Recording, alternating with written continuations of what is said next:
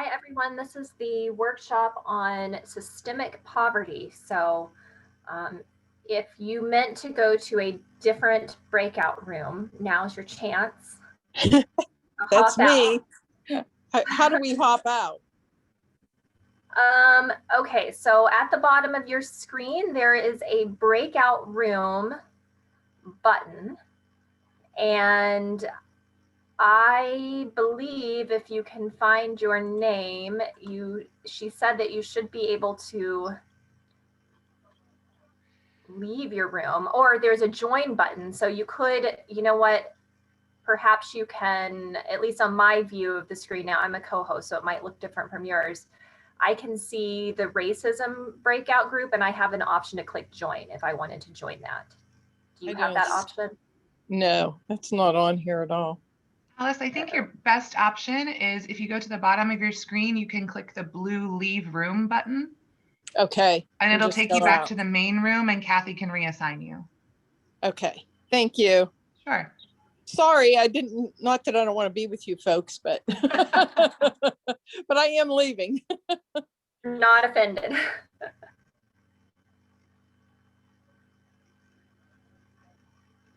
Okay, I'm just gonna check and see. I know she wanted us to stall. And I see a couple of people who have not yet joined our room. So maybe we'll just hang out for another few seconds just to see if we can get that fixed.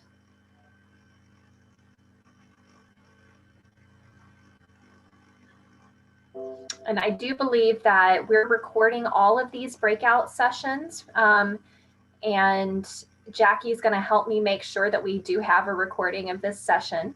And then that way, if you wanted to go to more than one workshop, then you have the option at some point. Those videos will be posted and you'll be able to go back and check those out.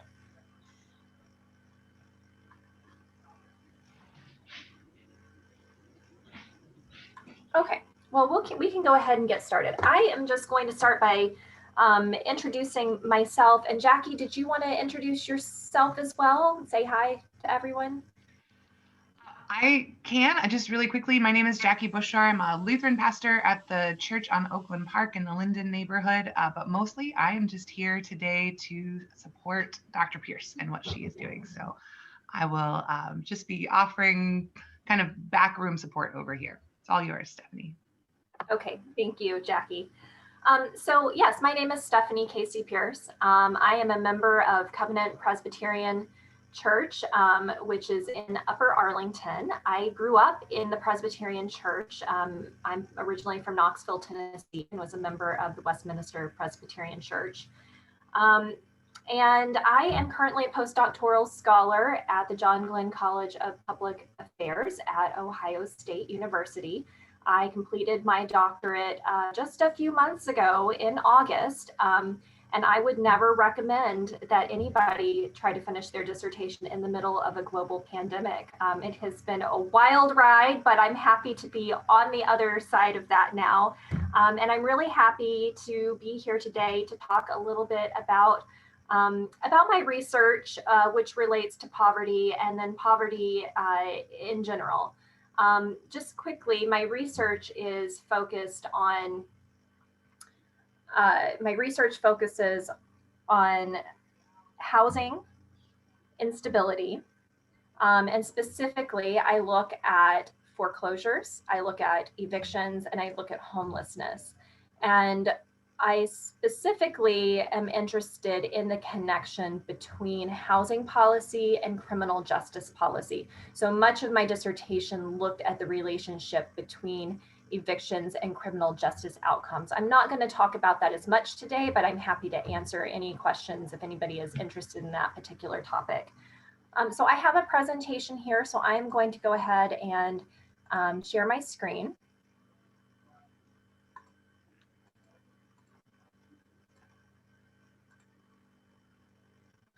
I'm going to blow this up. Hopefully everyone can see this. Okay, here we are.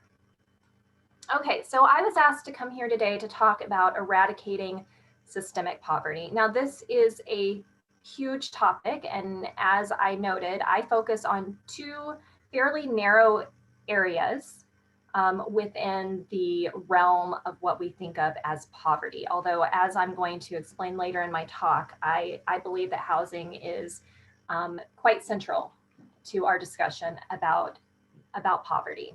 So I'm going to be talking about poverty in the larger sense, and then we're going to narrow down on definitions. I'm going to talk about what poverty looks like here in Franklin County, and then we're going to talk about the role of housing and housing instability in poverty. And then at the end of the talk, we're going to talk about what do we do? What can we do? What are we called to do? And I'm told I have about an hour. I probably prepared too much content for an hour, but I want to leave time for questions. So Jacqui's going to help me stay on track. And as I'm talking, if you have a question, you can type that question into the chat, and Jacqui's going to monitor those, and then I can address those questions in the last part of our session. Okay, so let's just start here with definitions. What is poverty? Okay, so I think we all have an idea of what we consider poverty to be. A general definition is the state of being extremely poor. Okay, but we can be extremely poor in different ways. We can be impoverished in different ways. We can be impoverished in terms of our shelter. That means our housing. Where we stay, the conditions of our housing, how stable or safe our housing is. We can be impoverished in terms of our access to food, healthy food, enough caloric intake, clean drinking water. We can be impoverished in terms of our access to material belongings. So if I have a home, but I don't have a bed to sleep on, I don't have a refrigerator to put my food in, that's a form of material poverty. We can be impoverished in terms of love and companionship, of health, access to healthcare, education, safety, and opportunity. Opportunity meaning the ability to walk into a job interview and have the right kinds of clothes that we think of for somebody who's looking for a job, and knowing where to go and having access to the internet to look for that job. So opportunity is sort of a big, maybe a bit of a nebulous concept, but that's something that we need to think of when we think about poverty. Now, in the United States, we have a very specific definition of poverty, and it's based upon this idea of the cost of a minimum food diet multiplied by 3 to account for other expenses. Now, this measure was developed by an economist named Molly Olshansky in the 1960s, and it's meant to be a measure of what we refer to as absolute poverty, and that is defined as lacking resources to meet our most basic needs. Okay, and so let's think about that.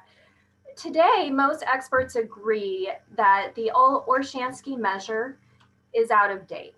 Okay, the measure doesn't account for the increase in housing costs and medical costs relative to the cost of other goods, especially food, which this rate is based on. And it emphasizes the basic needs of food and shelter, but we have more basic needs. So there's another definition from the United Nations that talks about basic needs relative to poverty.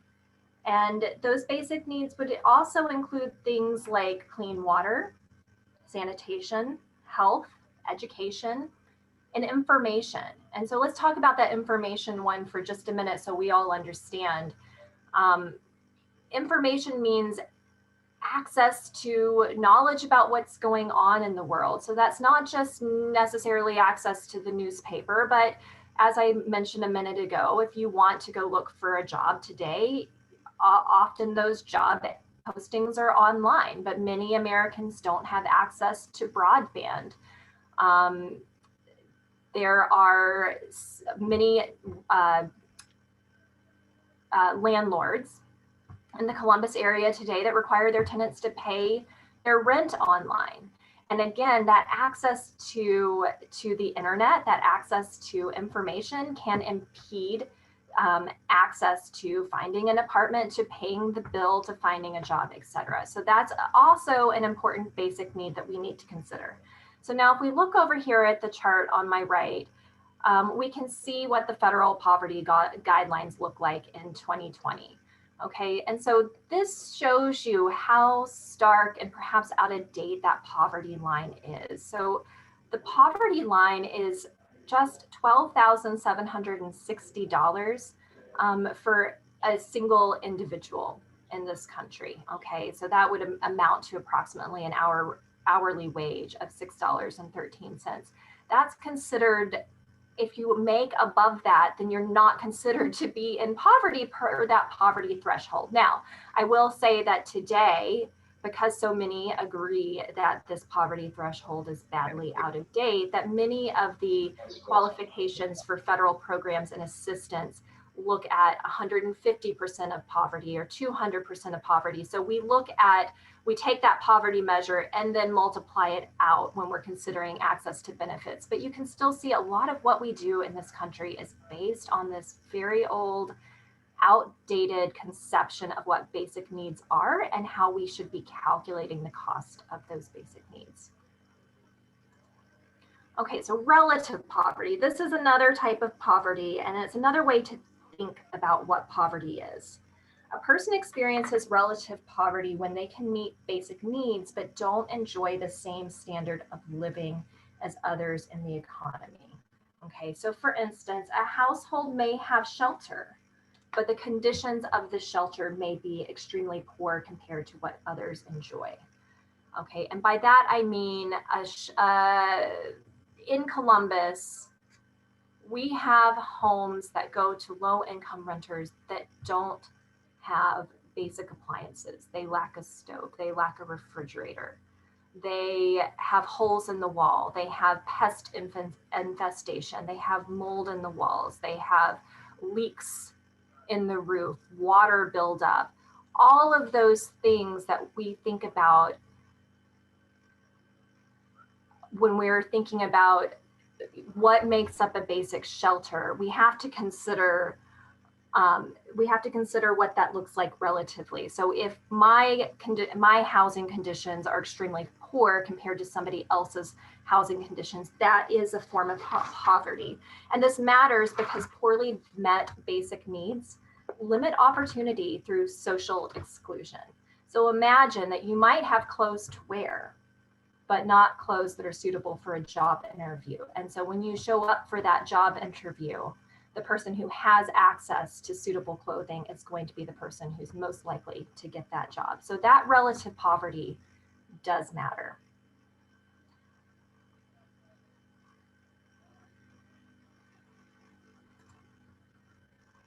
Okay, so I focus on housing in my research, and I'm going to tell you why I focus so much on housing. I see housing as the center of the hub of poverty. Now, Orshansky saw food as the hub, and that's how that poverty measure was based. But I disagree with her. I see housing as the center. So for instance, let's talk about food. Without access to housing, cooking for oneself and preparing healthy foods is a real challenge. The cost of food increases and the nutritional value of food decreases when families have to consume prepared foods or processed foods. Water. Lack of access to housing or stable housing also limits access to safe and clean water. Inadequate housing increases the cost of water access. So for instance, if we have a house that is poorly maintained and it has plumbing leaks, that increases the cost of utilities. It also increases the potential exposure to lead and other contaminants. Sanitation. So again, lack of housing vastly complicates access to sanitation facilities. In the United States, cities and towns often compound this problem by failing to provide public restrooms for those who may lack adequate shelter. And often our cities and towns create ordinances that criminalize the act of having to use outside facilities or relieving yourself outside. So we actually criminalize that behavior. Lack of access to clean facilities and bathing further isolate and stigmatize people who lack those resources. When you lack shelter and you live in poor living conditions and unstable housing, all these things have been linked to poor physical and mental health outcomes. Not only does lack of a stable address complicate access to care and insurance. Imagine trying to use your insurance card if your address is constantly changing. But poor living conditions exacerbate or lead to problems with asthma, increased exposure to other contaminants that we already talked about. And unstable housing is also associated with extreme stress, which causes mental health problems, can lead to addiction, depression, and even suicide.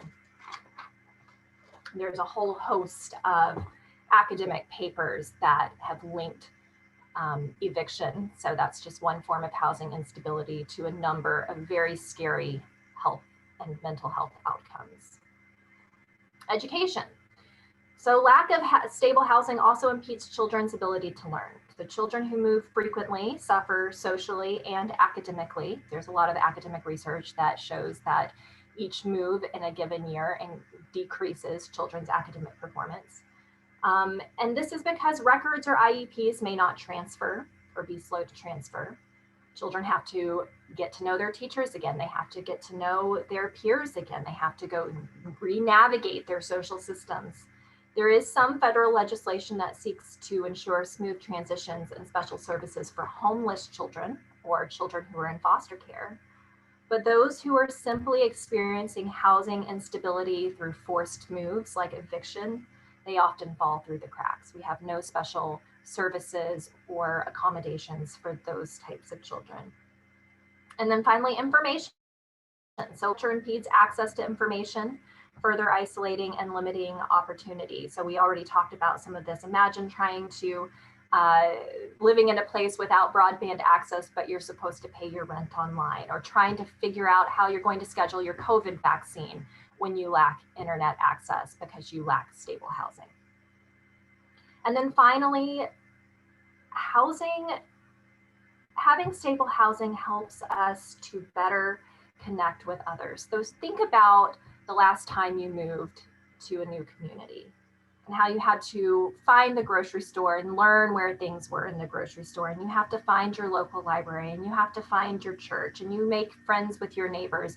When you disrupt that and you go to a new neighborhood or start over again, you have to reestablish all of those connections. And so every move disrupts those social, very important social connections that we have with others, and can create disorder. And there's a whole ream of academic literature that talks about social disorder as it relates to neighborhoods where there's frequent housing churn.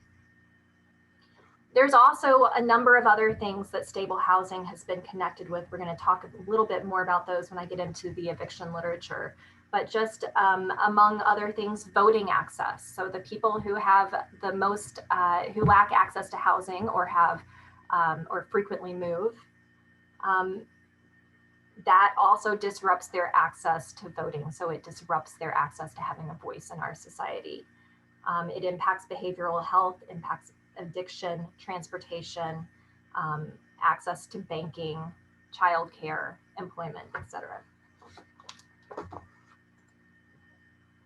Okay, now we can't talk about housing without acknowledging that housing is a racist institution and has been a racist institution. So one of these other workshops focuses on structural racism. This is an example of structural racism.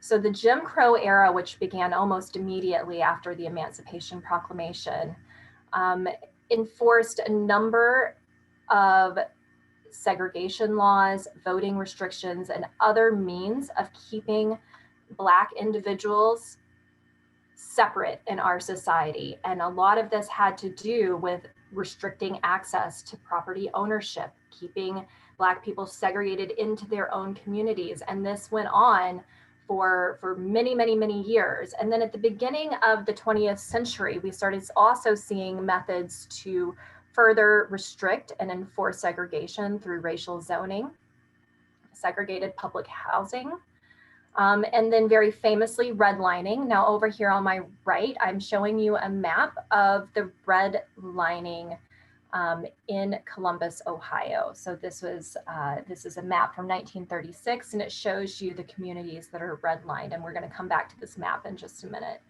We also have seen the use of restrictive covenants. So right here in Upper Arlington, where Covenant Presbyterian Church is located and where I live, a number of the housing deeds in this community include old restrictive covenants that were meant to prevent a Black individual forever owning homes in this community. We also saw after in the 1960s, the advent of white flight. So individuals who left their communities to try to continue enforcing segregation as Black individuals moved in. And we saw violence and steering Black individuals away from white communities. And the violence and steering, even though technically illegal, were often ignored or upheld by the state, which again becomes another form of systemic racism that impacts housing today. We also have laws that are still active today that allow for source of income discrimination. That means that landlords are allowed to reject individuals who use a third-party source to pay their rent. So that would include something like a housing voucher. Why do those restrictions exist? You know, on the surface, those may seem like colorblind restrictions, but in reality, that those restrictions are meant to keep low-income people out of our communities, and there are a disproportionate percentage of Black individuals who access housing vouchers. And then we also saw in the last decade predatory lending and how predatory and subprime lending targeted Black homeowners. And then finally, today, we are still facing an affordability crisis in this country and the vast underfunding of affordable housing.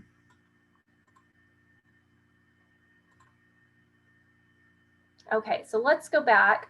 I want you to take a look at this slide right here where I'm showing the redlined communities. And then we see a bit of an upside down T pattern when we look at that. So we have up here towards Linden community up north. And we see how we have the redline communities stretching from east to west at the bottom of the map. Now, if we will go and look at today, so this is from 1938. Here's the evictions in Franklin County from 1999 to 2017, and we similarly see that upside down T pattern. And then if I show you a map of incarcerations in Franklin County, we see that similar upside down T pattern. Here's where we have the highest infant mortality rates in Columbus, Franklin County area. We can see some of the same communities are impacted. And then here's a map of concentrated poverty, 2017. And again, we see similar patterns here. Okay, so now I want to turn to talking about what is adequate housing, because to me, that housing piece is really the central part of what we need to think about when we're talking about addressing systemic poverty. Without shelter, without stability, and where we live, everything else falls apart. Okay, so what is adequate housing? Adequate housing has to meet basic code. Okay, it has to have the appliances that are required, screens on the windows. We don't want mold in the walls. We don't want lead in our water. It needs to meet these basic standards to be safe for our health and to provide an adequate shelter. Also safety, okay? So this is thinking about where our housing is and the safety of the neighborhoods in which it is, as well as other hazards that could be related to the conditions of the home. So we don't want fire hazards, poor electrical wiring, those sorts of things. It has to be affordable. Now in this country, we say that the housing affordability threshold is about 30% of an individual's gross income, gross monthly income. I think that that is awfully high, but that is how we define affordability in this country. And then finally, stable. So meaning that once a family moves in, they can stay in that property and they're not moving multiple times a year or multiple times in a short, short few year period. Okay, so let's talk about conditions first. As part of my dissertation, I interviewed tenants who were at the eviction court in Franklin County. I did this in the summer of 2019 for a couple of months. And what I'm showing you here is how the tenants I interviewed rated the quality of the housing that they lived in. So you can see there that about 2/3 of everybody that I spoke with defined their housing as either okay, tolerable, poor, or unacceptable. And there was actually a range within that. So what one person qualified as okay, another person might qualify as unacceptable. And that sort of gets at that relative poverty concept that we were talking about earlier. So here's an example. Here's Joe, is a 32-year-old man who was receiving housing assistance that stemmed from his medical condition. And he was explaining to me that even with his housing assistance, he struggled to pay the rent because of his steep electric bill. And Joe said, my wiring was done incorrectly, to where I was paying for all the electricity in the entire building. So every time someone like maintenance turned the lights on, I was paying it. On my electric, there was like $1,000. And if you're not caught up on your electric with our apartment complex, they'll also charge you fees. Now, I heard similar stories like this from other tenants. I talked to a tenant who moved into an apartment, and she said that the plumbing was bad, and so there was water that was leaking down into her apartment. Now, when she moved into this apartment, the landlord didn't provide a stove for her. So she used her savings. She went out and she bought a really nice stove. And she said, I wanted to buy a nice one because I wanted it to last. And I was so proud of this. And I love to cook. And I really wanted to cook for my family. And then she came home one day and there was water that was dripping right into that brand new stove. She said when she turned on the water in the bathtub, the water was murky and it was not safe for her to bathe her children. So she had to go to her sister's house to bathe her children, and she had to go to the laundromat to do her laundry because the water in her home was not safe. But yet she was paying for all of that. This is one way in which the cost of being poor is high. So I don't know if you've heard about this idea of the cost of being poor, but being poor often increases one's cost in a number of areas. And this story shows that when you are forced to live in a shelter that is not well maintained, then the poor maintenance increases your utility costs, and it may create additional hardships. So this woman would have to come home from work and then get her children and then drive to her sister's house so that she could give them a bath and so that she could cook for them. And all of that on top of paying those high utility bills for leaky plumbing and this inadequate home in which she was living. Okay, so now let's just talk about affordability in general. This is a chart that is showing median rent as a percent of median household income. And so what we can see here is that median rent has increased over time as a percent of our income.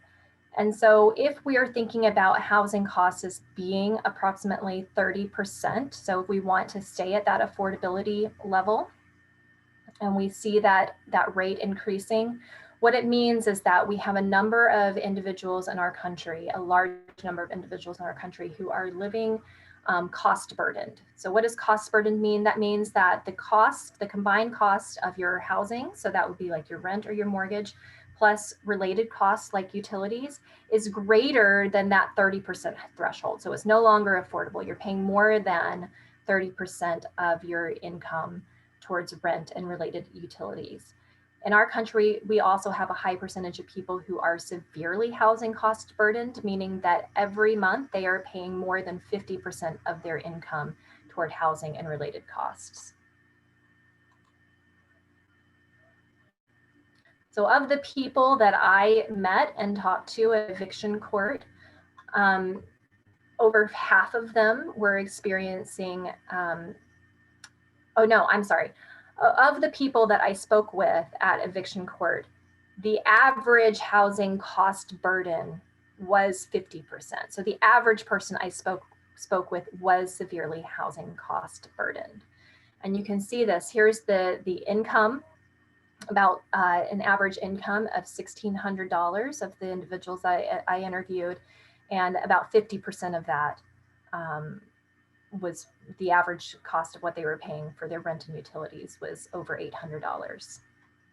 So this quote here below is from Rhonda, who was a mother of 5, who withheld rent for a few days to try to force her landlord to make promised repairs on her apartment. And she talked about how he, she said, "You're charging me. You're filing for the month I was late on. You filed May 30th. I was only late for May. How do you do that? I didn't even get to June, so I was filed on in May. The month that I was late on, that's the month that I got filed on." So in this case, she's talking, she had withheld her rent to try to force her landlord to make these promised repairs.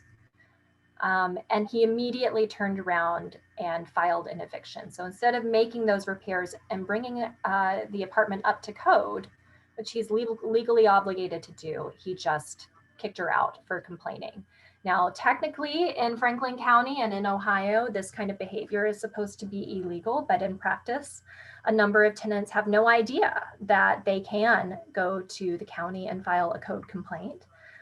So Rhonda would have had a number of valid complaints and she could have tried to force her landlord to make those repairs by using that existing system of code complaint. But we also have a problem of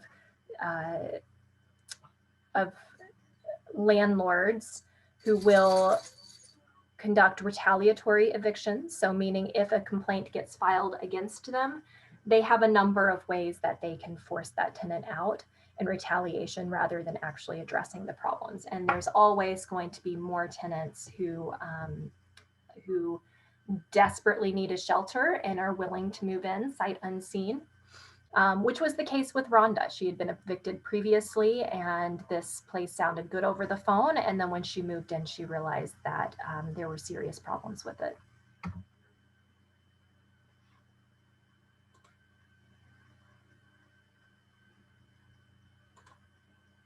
Here we go.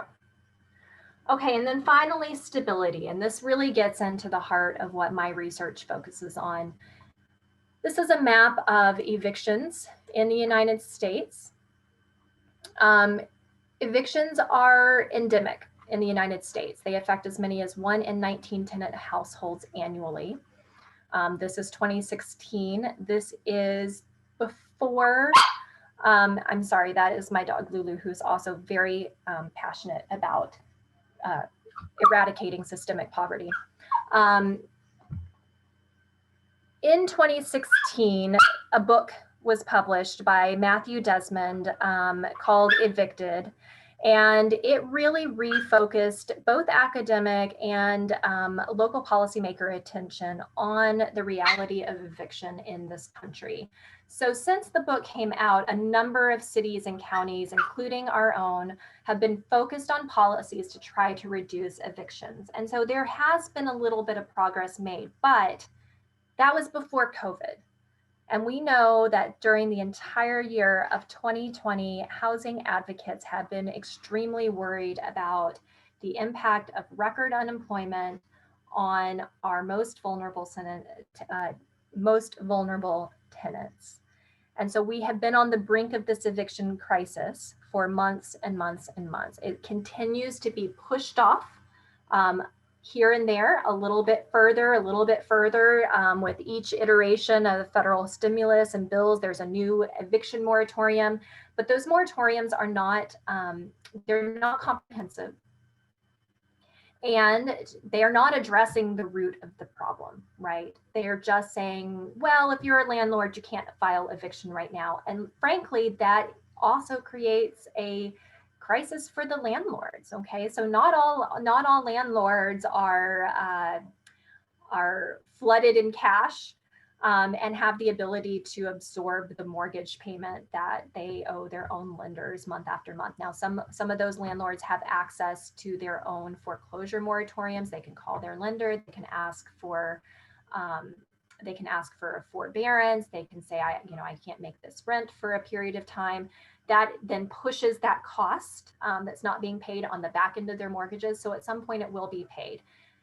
This is something that large landlords, investors may be able to absorb, but the small mom and pop landlords, this could be a real crisis.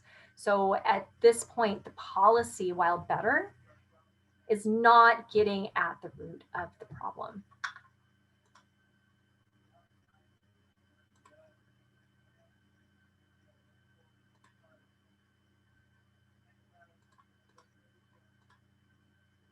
Okay, so let's talk about what eviction has been linked to. I'm showing you this picture on the right. This is a image from a set out that I attended in 2018.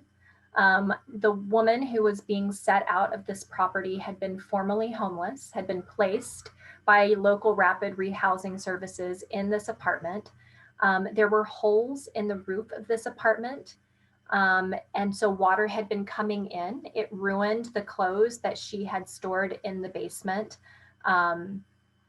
which were clothes that had been donated to her. She didn't have a dresser to keep those clothes in, so they were just piled up on the floor of the basement. So when the water came in, all of those things were ruined. There were ruined mattresses, ruined belongings. And that's an example of the way in which her housing conditions exacerbated material hardships. Then she lost her job. And so the landlord decided to evict her very quickly. We have a very rapid eviction process in this county. So if you are late by just 3 days, that's when the eviction can be filed. Her apartment also had a hole that went straight from the bathroom down to the bathroom below, that the landlord claimed, when I asked him about it during the set out, claimed that, oh, she must have put that there. That couldn't have possibly been there when she moved in, although she'd only been there for a few months, and this was something that looked like it had been developing over a long period of time. Her kitchen was also missing basic appliances. And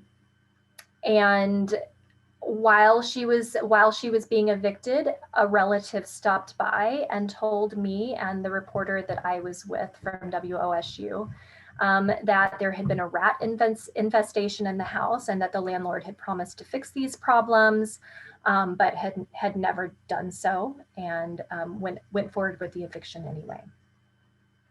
Eviction has been linked in academic literature to substandard housing and high crime neighborhoods, to homelessness, to material hardship, to financial strain, to job and wage loss. So let's pause there. How can eviction cause job loss, right? We understand how job loss could cause eviction, but eviction can also lead to job and wage loss. And that is because of the time that it takes to search for a new apartment, particularly when you have an eviction on your record. It is extremely difficult to find a new place to live when you have that eviction on your record.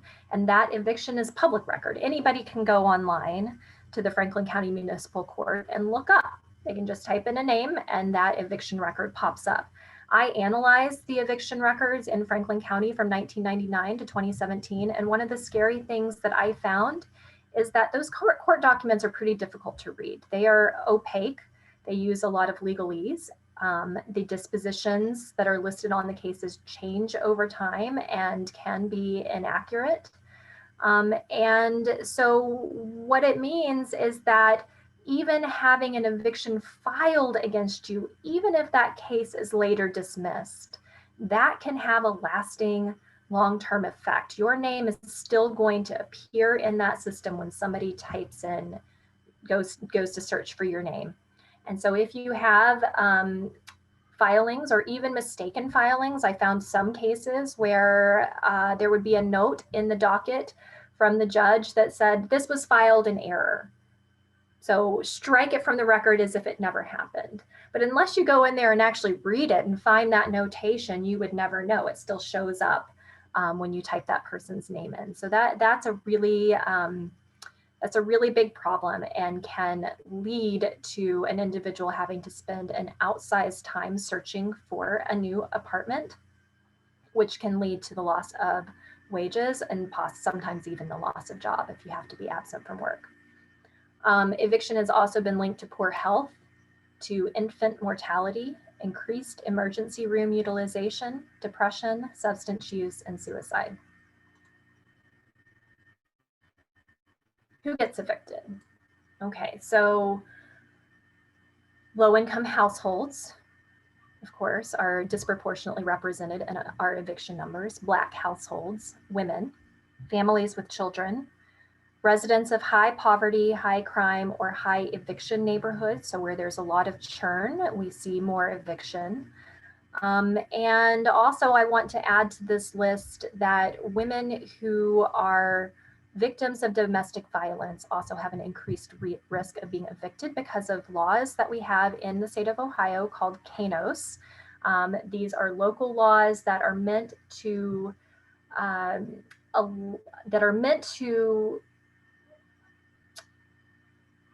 create a violation or a punishment for a property owner when 911 services have to be dispatched to that location a number of times. It's sort of like a nuisance remedy is what the perhaps the spirit of those laws are meant.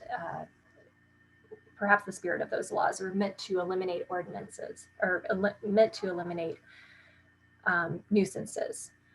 But in practice, what happens is if a landlord has the police called to their property too many times, perhaps because there's a domestic violence situation going on between a tenant and either members of the household or perhaps a boyfriend that comes to visit that tenant, then the landlord can cure that nuisance simply by evicting the tenant. And so that has a number of negative consequences. So not only is the victim of the domestic violence re-victimized by losing her home, but it may discourage her from even calling to get the help that she needs for fear of losing her house. One piece that my research is focused on, as I mentioned earlier, was inspired by this passage from Matt Desmond's book, where he writes that if incarceration had come to define the lives of men from impoverished Black neighborhood, eviction was shaping the lives of women.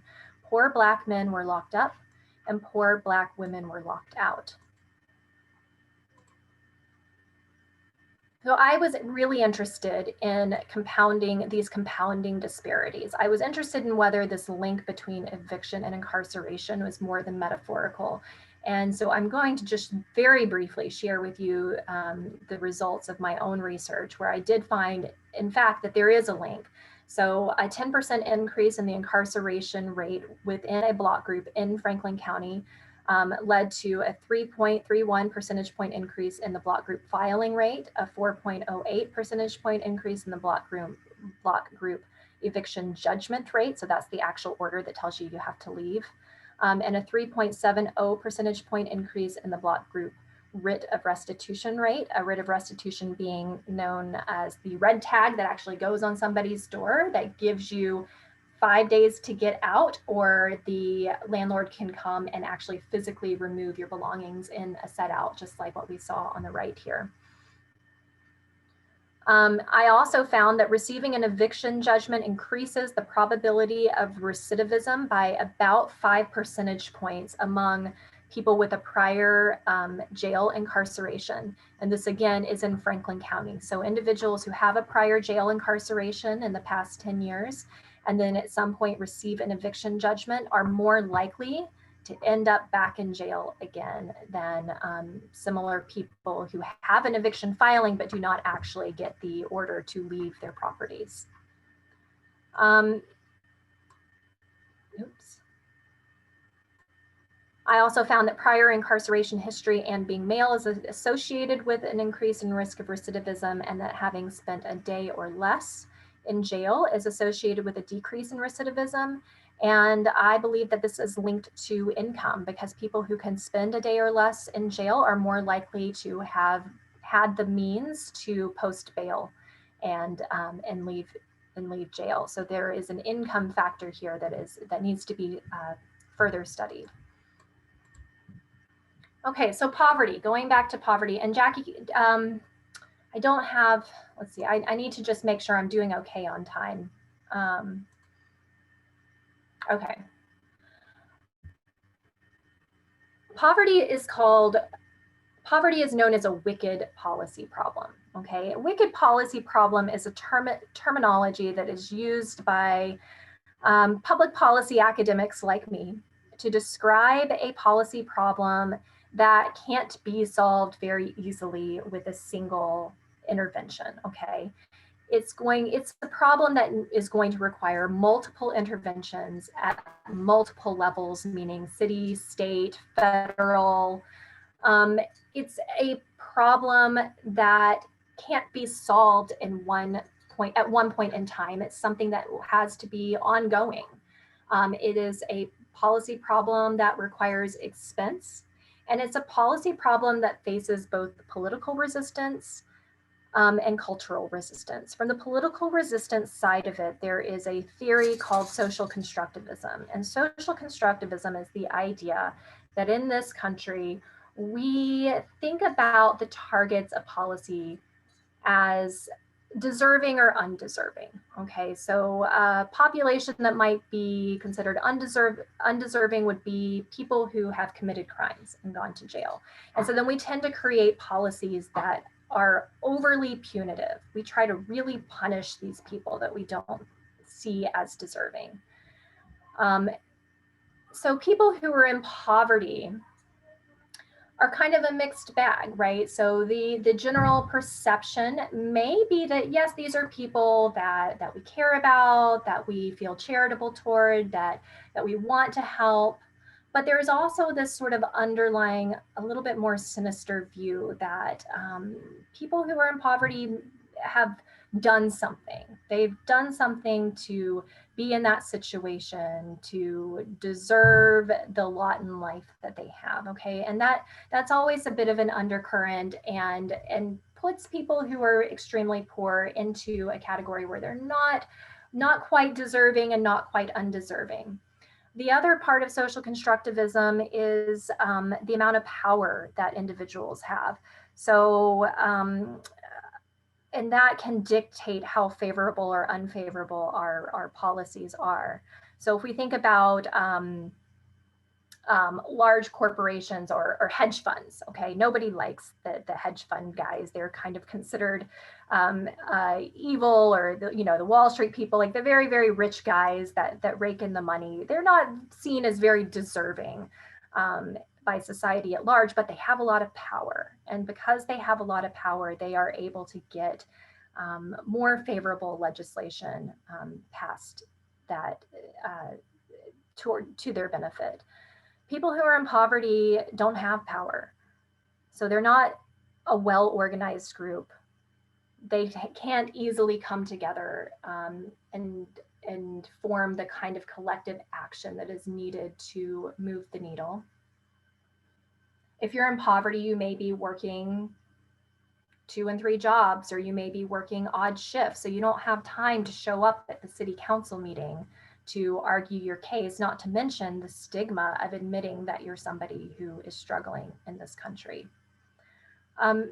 So that is where some of that political resistance comes from. And because of that political resistance and the lack of organization, the lack of power, what we end up with is a web of policies in this country that are meant to address poverty, but do it through a number of means and are often underfunded and overly restricted. And so restrictive. And by that, I mean, for instance, let's think about TANF, Temporary Assistance for Needy Families, which is the welfare policy in the United States.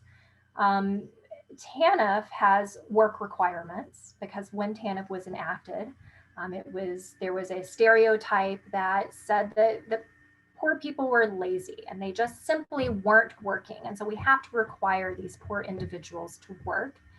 And so then they can only benefit from welfare assistance for up to about 5 years. Now, it varies from state to state, but about 5 years is all that we allow. So if you are in poverty longer than 5 years and you exhaust your access to TANF, then, you know, too bad. You just have to figure out other ways to make ends meet. Another example would be our housing voucher program. So we have far more households that are eligible, income eligible for housing vouchers than the program is able to fund, because that program is chronically underfunded. So that the individuals who do get housing vouchers are selected in many localities, including Franklin County, on the basis of a lottery system. So Franklin County has a very, very, very long wait list. Where you might have to wait on that wait list for many years. Now it's a lottery, so you might be lucky enough to land on that wait list and not have to wait for many years. But we also have points where we award points to the individuals deemed to be the most needy, which is good because it targets resources, but it's bad because it means that if you are not a veteran, have not experienced literal homelessness, do not have children, then you're just poverty, you're just in poverty, you're just poor. You're never going to get off that list. You're never going to rise high enough on that wait list to be selected in the lottery. So that's where we have the political resistance, this chronic underfunding, meaning that our multiple interventions, our multiple layers, and what we need to do from a policy perspective is constantly cut off in the legs because of the designs of these policies. We also have cultural resistance, and the cultural resistance feeds into that political resistance. So I want to just quickly, oops. I'm trying to do a time check because I realize I can't see. Stephanie, if you want to save maybe 8 or 10 minutes at the end, it looks like you have a slide that talks about how to engage in these issues, and that is the main question that's coming up in the chat right now. Okay, great. And Jacqui, can you tell me what time it is? It is now 11:16. Okay. So let me. I'm going to read this passage very, very quickly, but I want to talk about this idea of the cultural resistance because I think that in order to get to the point of what can we do, we need to understand the cultural resistance and where it comes from. Okay, so this is a passage from Evicted, and it's in a chapter called Lobster on Food Stamps. Before she was evicted, Lorraine had $164 left over after paying the rent. If she could have put some of that money away, shunning cable and Walmart. If Lorraine somehow managed to save $50 a month, nearly 1/3 of her after rent income, by the end of the year, she would have $600 to show for it, which was enough to cover a single month's rent. And that would have come at considerable sacrifice, since she would have sometimes had to forego things like hot water and clothes. Lorraine could have at least saved what she spent on cable. But to an older woman who lived in a trailer park isolated from the rest of the city, who had no car, who did not know how to use the internet, who only sometimes had a phone, who no longer worked, and who sometimes was seized with fibromyalgia attacks and cluster migraines, cable was a valued friend. If Lorraine spent her money unwisely, it was not because her benefits left her with so much, but because they left her for so little. So she sometimes used her food stamps to buy lobster. As she paid a price for her lobster dinner, she had to eat pantry food for the rest of the month. Some days she simply went hungry. It was worth it. I'm satisfied with what I had, she said. I'm willing to eat noodles for the rest of the month because of it. People will begrudge you anything, but I have a right to live. I have a right to live like I want to live. People don't realize that even poor people get tired of the same old taste. I think that's a really important section of the book because it highlights the judgment and the blame that individuals receive. So Lorraine exasperated her family because they felt that she made poor monetary choices. But when you add it all up, there wasn't the marginal difference between buying that lobster and not buying that lobster wasn't that much, but the joy that she experienced from consuming that lobster was valuable enough for her to make those sacrifices. Okay, so we're going to talk about symptoms versus roots. So from a policy perspective, what can we do? And I already talked about the policy a little bit, and I'm running out of time. So I want to just note that much of the web of policy that we have today focuses on the symptoms, right? So we have food stamps, we have housing vouchers, but these things are treating the symptoms of poverty, and they're not addressing the root causes. So if we are to think about the actions that we can take to address systemic poverty, we have to get beyond policies that just address the symptoms, and we have to think bigger. We have to think about policy solutions that address the roots of the problem. And one big root of the problem in this country lies in income inequality. So few people benefit from economic growth in this country. Gains are not distributed to those who provide the labor, but oftentimes to those who already have the political power and wealth.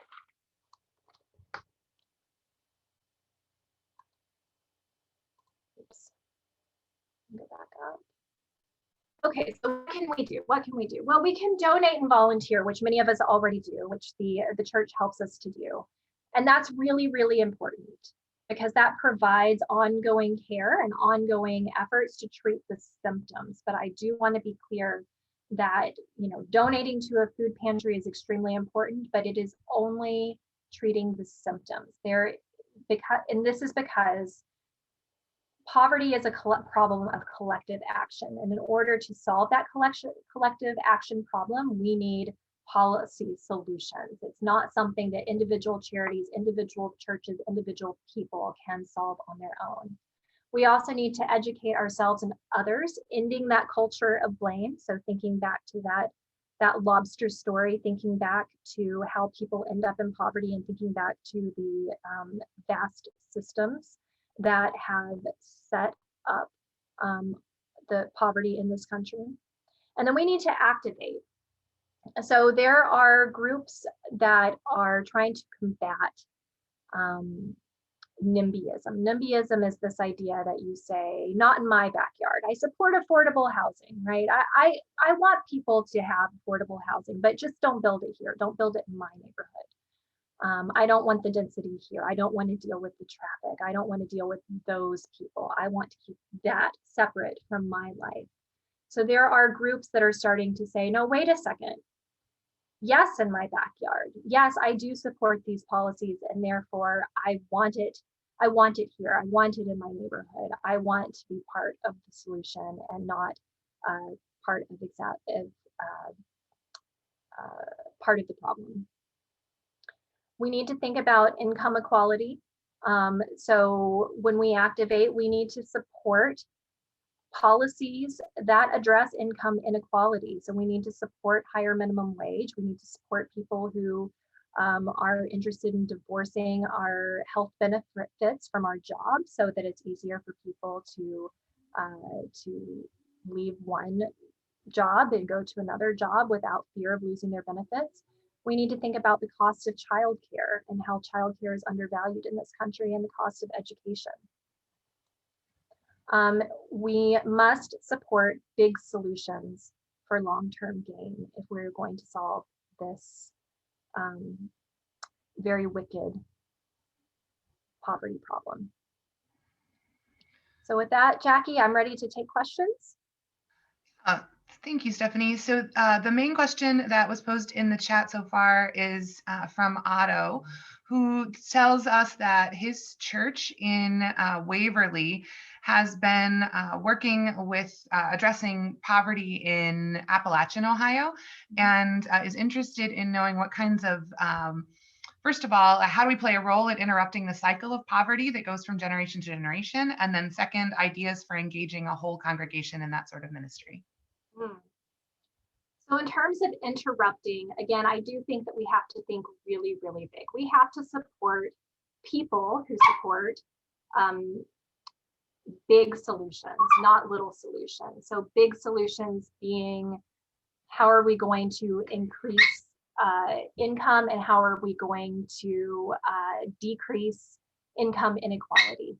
We have to think about big solutions like how health care is provided in this country and how we pay for health care in this country and how that ties us down to specific jobs and unemployment. So I think that a lot of this has to do with activating and with taking a really hard look at not only who we're putting into office, but making sure that we are communicating with those people once they are in office. And that starts on the local level, right? I think that when we talk about becoming active,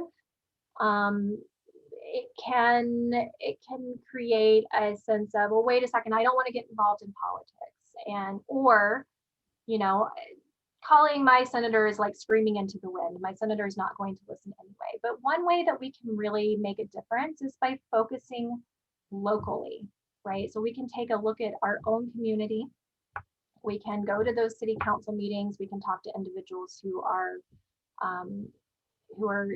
in office, and we can talk about how we support big policies to address income inequality.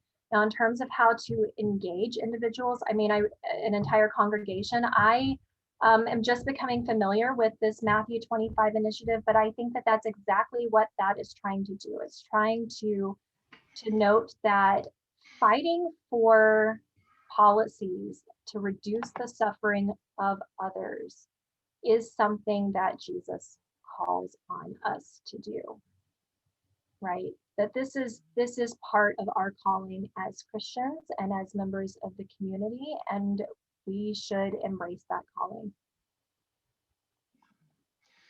Martha just mentioned that lots will be affected by upcoming redistricting to get rid of gerrymandering. Do you want to address that, Stephanie? Right. So yeah, so that's right. So there are, because of the 2020 census, there will be new maps that will be drawn soon. And there are some new laws that have been passed around how those maps can be drawn. Those maps or those laws are not necessarily a silver bullet here for ending gerrymandering. There's a commission that comes together, they draw a map. The majority party and the minority party in Ohio are supposed to agree on that map. If they don't, then there's other levels as the disagreement escalates. So I do know that there are groups that are actively working on this. For instance, the League of Women Voters has a series of webinars that talk about the redistricting process and how individuals can get involved in the redistricting process, how you can even create and submit your own map. And I think that paying close attention to that and continuing to talk to your representatives about the redistricting and about what would be ideal for your community, and looking at the maps that are drawn and saying, well, wait a second, why is this little block carved out? That's right next door to me. That doesn't make any sense. And trying to provide your impact, your input, I think that's going to be really critical to trying to create free and fair districts. And I agree that that gerrymandering is partly responsible for our polarization, and it's responsible for legislation that doesn't represent the interest of the interests of the majority of individuals. It kind of allows some of these systemic issues to perpetuate. Thank you. So we have about 2 minutes left. Does anyone have a question that they would like to share, either in the chat or by unmuting and speaking it quickly?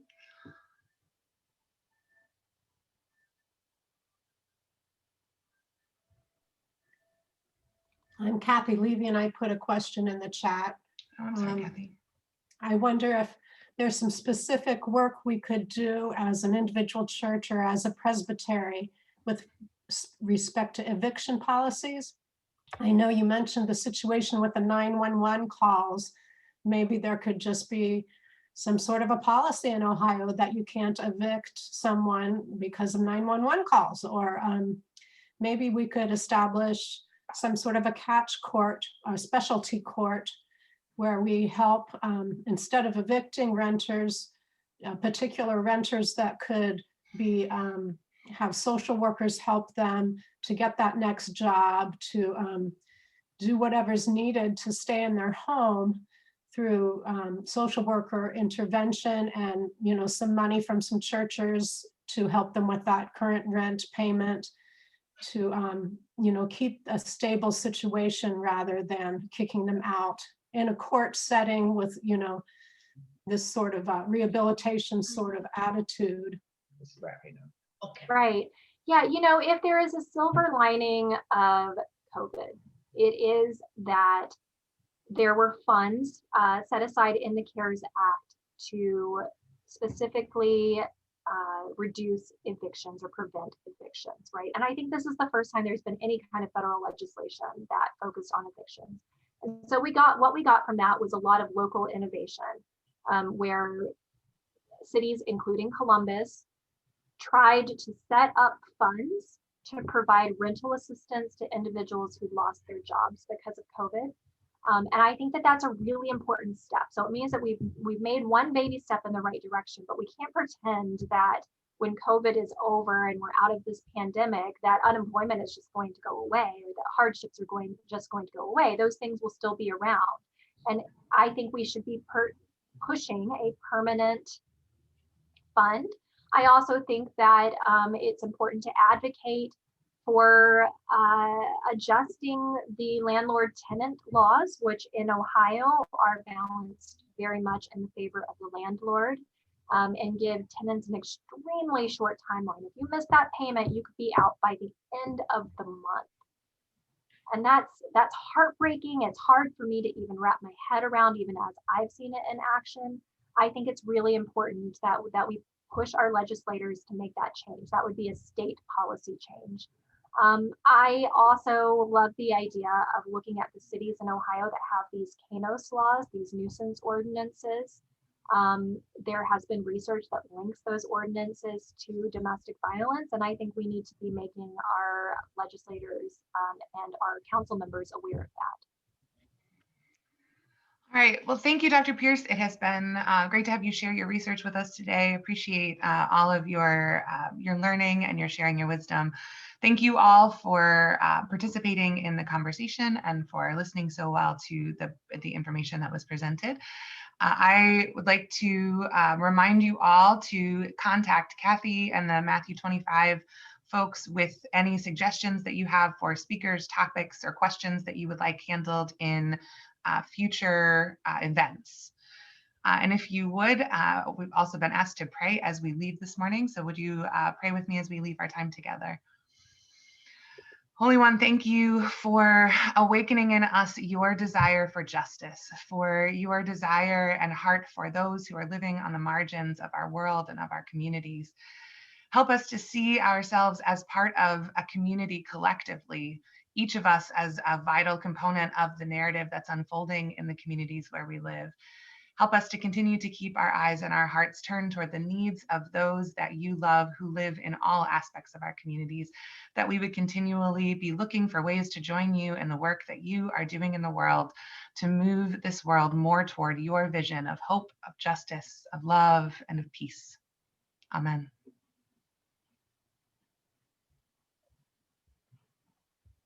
Thank you, everyone. Have a great week.